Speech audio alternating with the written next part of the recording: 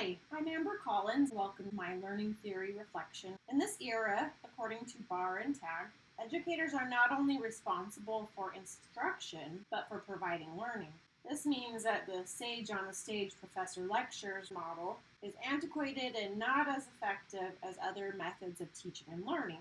Teaching adult learners is different than teaching children. This is primarily because adults have much more life experience to draw from. According to Knowles, there are 4 assumptions about adult learners. First, adult learners need to be involved. Adults do not want to just passively listen, but to find ways to engage in the content. It is helpful for educators to ask what adult learners want to learn about or improve. Second, adult learners should have the opportunity to reflect upon and incorporate their past experience into what they are learning. Third, students want assignments that focus on solving particular problems. And fourth, adult learners want to see how their learning connects to their goals. Several learning theories exist for adults that can help guide educators in providing optimal learning experiences for adult learners. This screencast will focus on 3 adult learning theories: behavioral, constructivist, and humanistic. Dr. Sam McLeod describes that behavioral learning theory explains learning as occurring through interaction with the environment in a process called conditioning. Basically, behavior is a response to external stimuli. Perhaps the most famous example is Pavlov's experiment with dogs. In his study, Pavlov found that dogs naturally salivate in anticipation of feeding. However, he also discovered that dogs began to salivate when events occurred which were unrelated to feeding. In his experiment, Pavlov conditioned dogs to salivate in response to a tone. Ultimately, the dogs were conditioned to associate the tone with food, causing them to salivate. Behavioral learning theory can also apply to people, not just dogs. I work in the Physician Assistant Studies program at Rocky Mountain University of Health Professions. In our department, we apply behavioral learning theory to reinforce or condition our students to behave in ways we want them to. One example is how we condition our students to display professional behaviors throughout the course of our program. Each semester, students are evaluated for their professionalism by both peers and faculty. Students meet with their faculty advisors to discuss their professionalism ratings, and they are either reinforced with praise for their positive professional behaviors, or they receive feedback about how they need to improve. Students with repeated needs, improvements, or unacceptable ratings are brought before the program leadership team. And if issues are not resolved, students are put on professionalism probation and or dismissed. Each student is also graded on their professionalism. Ultimately, this process reinforces what the program defines as appropriate professional behavior through regular positive or negative reinforcement. One could say that our program conditions our students to behave in ways that fit our definition of professional behavior. Another adult learning theory is constructivist learning theory. According to the University of Buffalo's Office of Curriculum, Assessment, and Teaching Transformation, this theory posits that learners construct knowledge rather than just passively taking in information. Learning is a process that adult learners construct, active, personal, engaged, with teachers collaborating, motivating, and facilitating. Consequently, according to this theory, students learn best when they can participate in learning activities that are not just passive,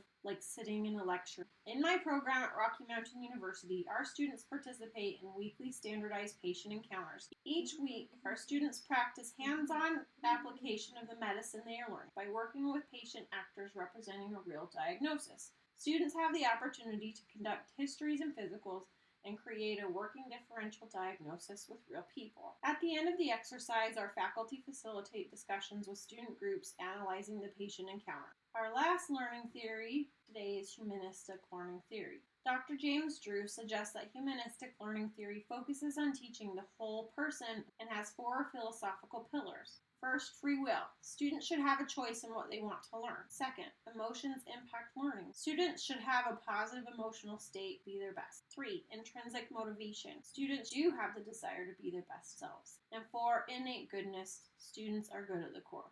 Dr. Drew quotes Crane, who says that humanistic theory has proposed that people, to a much greater extent than has been realized, are free and creative beings capable of growth, suggesting that students want to be engaged in their own learning and that we should give them autonomy in the learning process. In one of the courses I teach, I apply a humanistic approach to learning to prepare students to engage in professional interviews. The students enjoy this unit because it is relevant to their interests and career goals. For one of the assignments in the course, I ask students to prepare for an upcoming mock interview by reflecting upon questions asked in an interview preparation worksheet. Sir, I don't believe in busy work. Each assignment and exercise should have a purpose. I like the students to feel like the worksheet is relevant to them, so I allow them to choose 5 pages that they would like to complete rather than requiring everyone to complete the entire document. This allows the students autonomy and control over their preparations and learning rather than a one-size-fits-all approach. After the mock interview, students then are free to personally reflect upon the effectiveness of their preparation to determine their own progress and goals for future interviews. As a learner myself, I have enjoyed when my teachers have implemented these adult learning theories. One of the most powerful courses I have ever taken was a diversity counseling class at UNC Chapel Hill. My professor was able to take a sensitive and often unsafe to discuss openly topic and guide our class through frank conversations that allowed for understanding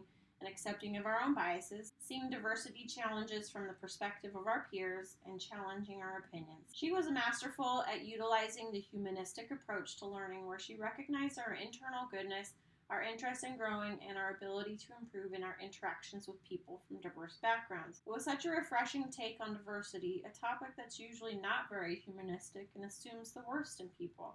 I have never seen this replicated anywhere, where students could ask questions, even ignorant ones, in a safe atmosphere, where people from all different backgrounds could share their insecurities and questions, where we could truly have a safe place to engage and grow and be vulnerable. She truly was a master of applying humanistic learning. I do have one question about humanistic learning theory. Is it possible to have a completely humanistic approach to teaching? I can see the value in giving students control over their learning by allowing them to select what they want to learn. But it seems that there are times when learning outcomes dictate less flexibility. Sometimes there simply is material that has to be covered, even if students don't really want to.